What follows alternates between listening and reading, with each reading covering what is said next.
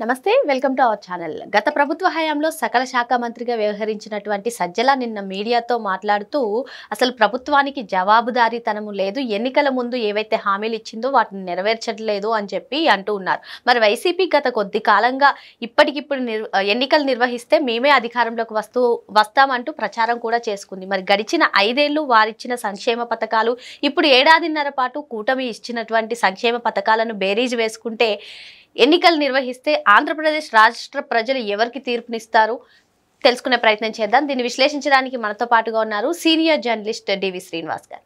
నమస్తే సార్. నమస్తే. వైసీపీ గత కొద్ది కాలంగా ఇప్పటికిప్పుడు ఎన్నికలు నిర్వహిస్తే మేమే అధికారంలోకి వస్తామంటూ ప్రచారం చేసుకుంటుంది సార్. మరి గడిచిన 5 ఏళ్లు జగన్మోహన్ రెడ్డి ముఖ్యమంత్రిగా ఉన్నప్పుడు ఇచ్చినటువంటి సంక్షేమ పథకాలని ఇప్పుడు కూటమి ప్రభుత్వం అధికారంలోకి వచ్చిన ఈ 14 నెలలు అంటే ఏడాదిన్నర పాటు ఇప్పుడు ఇస్తున్నటువంటి సంక్షేమ పథకాలని బేరీజు వేసుకుంటే ఈ ఆంధ్ర రాష్ట్ర ప్రజలు ఎవరికి తీర్పునిస్తారంటారు ఒకవేళ ఎన్నికలు కనుక నిర్వహిస్తే? నిన్న ఇచ్చారుగా ఒక తీర్పు, పులివెందుల ఒంటిమిట్ట ఆ తీర్పు చాలలేదా? డిపాజిట్లు పోయినట్టున్నాయి. 60,000 మెజార్టీతో గెలిచినటువంటి జగన్మోహన్ రెడ్డి పార్టీకి అక్కడ వచ్చింది 600 ఓట్ల. ఇప్పుడు అంతకన్నా ఇంకా తీర్పు ఏం కావాలా? సరే, ఆ తీర్పు పక్కన పెట్టు, ఇంకో తీర్పుకి వెళ్తాడంట, మరి రాజీనామా చేయొచ్చుగా. ఇప్పుడు ఇప్పటికిప్పుడు ఎన్నికలు పెడితే మేము గెలుస్తామన్న ధైర్యం సజ్జలకు ఉందేమో కానీ జగన్కి లేదా? ఇప్పుడు జగన్మోహన్ రెడ్డి సింపుల్గా ఒంటిమిట్ట, పులివెందుల ఓటమికి నైతిక బాధ్యత వహించి పులివెందుల శాసనసభ్యత్వానికి రాజీనామా చేస్తున్నాను, పంపించేయి. ఇప్పుడు అయ్యన్న పాత్రుడు కూడా రెడీగా ఉన్నాడు. స్పీకర్ గారు, వీళ్ళ నోట ప్రజాస్వామ్యం మాట అంటే నాకు అసహ్యం వేస్తోంది అంటున్నాడు ఆయన. ప్రజాస్వామ్యంపై విశ్వాసం సన్నగిల్లుతోందని నిన్న సజ్జలు మాట్లాడతాడు. ఇప్పుడు ఒకటి, సంక్షేమ పథకాల అమలు. 14 నెలల్లో మీరు ఎన్ని సంక్షేమ పథకాలు అమలు చేశారు? 14 నెలల్లో వీళ్ళు ఎన్ని సంక్షేమ పథకాలు అమలు చేశారు? కంపేర్ చేయండి. ఇప్పుడు నువ్వు ముఖ్యమంత్రిగా 90 స్కీములు ఎగ్గొట్టాడంట. డబ్బులు ఇచ్చేది ఎవరు? కేంద్రం. కేంద్ర ప్రభుత్వం తను నిధులు ఇచ్చేటటువంటి స్కీములు 90 స్కీములకి రాష్ట్ర వాటా డబ్బు కట్టకుండా ఎగనామం పెట్టాడు. ఎవరికి నష్టం? నీకు నష్టం జరగదు, ప్రజలకి నష్టం. నువ్వు పెండింగ్ పెట్టిన 9,000 కోట్లు వీళ్ళు కట్టి అందులో 78 స్కీములు పునరుద్ధరించారు. పయ్యావుల కేశవ్ ఆర్థిక మంత్రి, ముఖ్యమంత్రి చంద్రబాబు ఢిల్లీ వెళ్ళి, అంటే జగన్ చేసిన తప్పులు సరిదిద్దటమే సరిపోయింది ఇలా. ఇప్పుడు నువ్వు 1,650 కోట్లు పెండింగ్ పెట్టావా లేదా ధాన్యం రైతులకు చెప్పు. నువ్వు ధాన్యం రైతులకి ఆ రోజు ఏమని చెప్పావు? 24 గంటల్లో మీ ఖాతాల్లో వేస్తానన్నావు, 48 గంటల్లో వేస్తానన్నావు. నెలలు నెలలు నీకు వడ్లు అమ్మి రైతులు డబ్బు కోసం ఎదురు చూడాలా? ఆ 1,650 కోట్లు నాదెండ్ల మనోహర్ మేము క్లియర్ చేశామని చెప్తున్నాడు. ఫీజు రీయింబర్స్మెంటు మీ నాన్న పెట్టాడు అన్నావు స్కీము, దాని 2 ముక్కలు గొడ్డలతో నరికినాడు, నరికాడు. అంటే ఇది గొడ్డల పార్టీ అంటారు. వాళ్ళ బాబాయిని ఎట్ట నరికారో ఆ స్కీమ్ని అట్ట నరికారు. ఏంటి? విద్యా దీవెన అన్నారు, వసతి దీవెన అన్నారు. అయ్యేమన్నా పోనీ పగలు తీసావా? 3 క్వార్టర్లు పెండింగ్ పెట్టాడు. జగన్ పెండింగ్ పెట్టిన 450 కోట్లు నేను ఇచ్చానంటాడు లోకేష్ బాబు. అరే 6 క్వార్టర్లు పెండింగ్ పెట్టారని జగన్ అంటాడు. అసలు ఈ ప్రభుత్వం ఏర్పడి 6 క్వార్టర్లు అయిందా? ఈ ప్రభుత్వం ఏర్పడి నీకు 3 క్వార్టర్లు కాకుండానే 6 క్వార్టర్లు పెండింగ్ ఎలా పడింది? చెప్పు, నువ్వు చెప్పు. 3 క్వార్టర్లు నువ్వు ఎగ్గొట్టావు. ఇప్పుడు వీళ్ళు సంక్షేమం గురించి ఎలా మాట్లాడతారమ్మా? సంక్షేమం గురించి మాట్లాడే నైతిక హక్కు వీళ్ళకుందా? ఇప్పుడు మనం చూసాం, 136 బటన్లు నొక్కాననేమో జనానికి చెప్పావు, పాపం వాళ్ళు నిజమే అని నమ్మారు. 136 యాడ్లు నీ పేపర్కి ఛానల్కి ఇచ్చుకున్నావు. 600 కోట్లు అంట. ఎవరి సొమ్ము? అసలు ఏ ముఖ్యమంత్రి అయినా అట్లా ఆయన కంపెనీకి ప్రభుత్వ ధనం వాడుకున్నాడా? ఒకే ఒక్కడు. ఎవరు? జగన్మోహన్ రెడ్డి వాడుకున్నాడు. సాక్షి పేపర్కి, సాక్షి ఛానల్కి. అసలు వాటిని సాక్షి పేపర్లని వాలంటీర్లతో కొనిపిస్తాడు, గవర్నమెంట్తో బిల్లులు ఇప్పిస్తాడు. అంటే సజ్జలు చెప్పే విలువలు విశ్వసనీయత ఇదేనా సార్? అంతే కదా మరి. ఏది ప్రభుత్వ ధనం, ప్రజాధనం, ముఖ్యమంత్రి కంపెనీ దోచుకోవడం విలువల విశ్వసనీయత. ఆ రోజు మరి జగన్మోహన్ రెడ్డి ఏమని ప్రమాణం చేశాడు?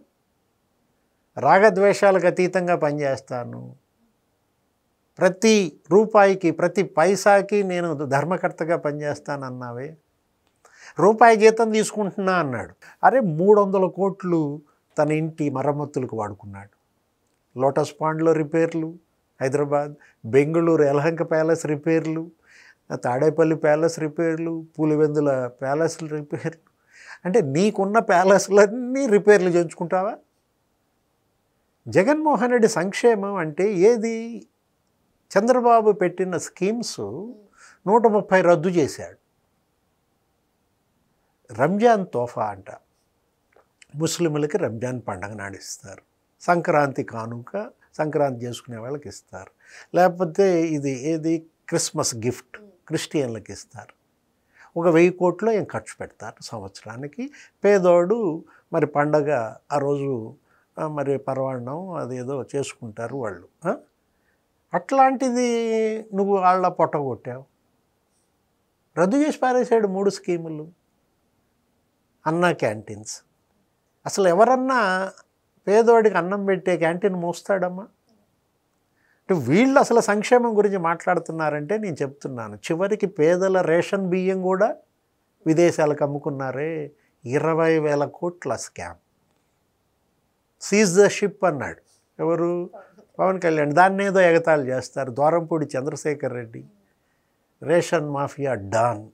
అతనే ఎమ్మెల్యే అక్కడ. అతని తమ్ముడేమో అక్కడ షిప్పింగ్ అసోసియేషన్ ప్రెసిడెంటు, వాళ్ళ నానేమో సివిల్ సప్లైస్ కార్పొరేషన్ చైర్మన్ను, రైస్ మిల్లర్స్ సంఘానికి అధ్యక్షుడు. ఏం చేశారు వీళ్ళంతా కలిసి? గ్రీన్ ఛానల్ చేసి పారేశారు. ఏదో సలార్ సినిమాలోనో ఏదో ఒక వాహనాలు ఉంటాయంట, అది స్టాంప్ ఉంటే ఏ పోలీసాడు ఆపడంట.